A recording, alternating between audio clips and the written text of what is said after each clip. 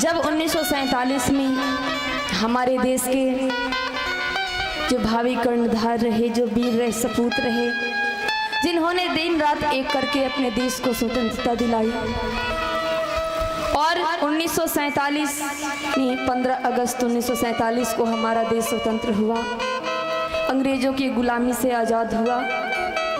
और इसी उपलक्ष्य में हर साल हम 15 अगस्त के दिन स्वतंत्रता दिवस के रूप में जो सरकारी संस्थान हैं वहाँ हम झंडोत्तोलन करते हैं। और हम भारत के वासी हैं, मन में एक हर्ष रहता है, उमंग रहती है कि आज हमारा जो दिन है, आज ही के दिन हमें आज़ादी मिली। हमारे देश के वीर सपूतों ने अपनी जान को गंवा करके हमें आज़ादी दिलाई, तो हम अपने अपने भाव को व्यक्त करते हैं। और उसी आज़ादी की लड़ाई में हमारे देश के नौजवान कैसे शहीद हुए, लता जी का गाया हुआ ये गीत है, आप सबने श्रवण किया है, ऐ मेरे वतन के लोगों। और मुझे इस गीत से बहुत ही लगाव है। लता जी ने ये गीत गाया था जब हमारा देश स्वतंत्र हुआ और झंडा फहराया गया, तो लता जी ने इस गीत को गाया था। आज मैं आपके बीच निवेदन करती हूँ। और देखिए, इस गीत को सुनकर के हर एक प्राणी के मन में अपने देश के लिए कुछ कर गुजरने की लालसा जागृत हो उठती है कि जैसे वो नौजवान अपने देश के लिए मर मिटे, वैसे ही हम भी मर मिटे अपने देश के लिए। तो उन्हीं यादों को समेटते हुए और उन्हीं के यादों में इस गीत को आपके बीच निवेदन करती हूँ।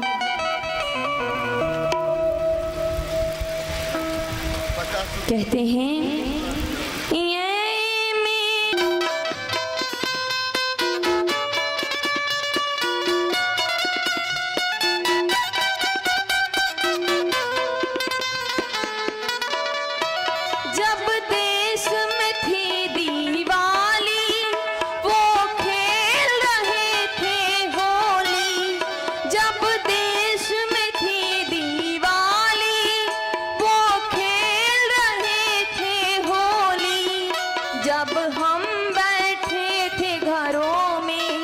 जब हम बैठे थे घरों में, वो झेल रहे थे गोली, थे धन्य जवान वो अपने, थी धन्य वो उनकी जवानी, जो शहीद हुए हैं उनकी जरा याद करो कुर्बानी।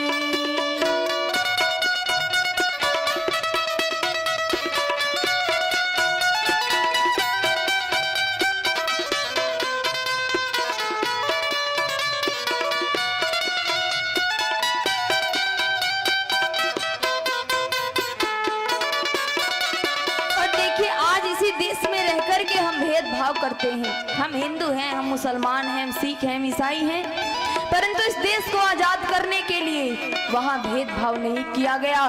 सभी एक होकर के और इस देश के लिए लड़े। मैं नहीं कह रही, क्योंकि उस समय तो अभी मेरा जन्म ही नहीं हुआ था, परंतु इस गीत के माध्यम से लता जी ने गाया है, कोई सिख कोई जाट मराठा, कोई सिख कोई जाट मराठा, कोई गोरखा कोई मदरासी, कोई गोरखा कोई मदरासी, सरहद पर मरने वाला, सरहद पर मरने वाला, हर वीर था भारतवासी, जो खून गिरा पर्वत पर वो खून था हिंदुस्तानी, जो शहीद हुए हैं उनकी जरा याद करो कुर्बानी।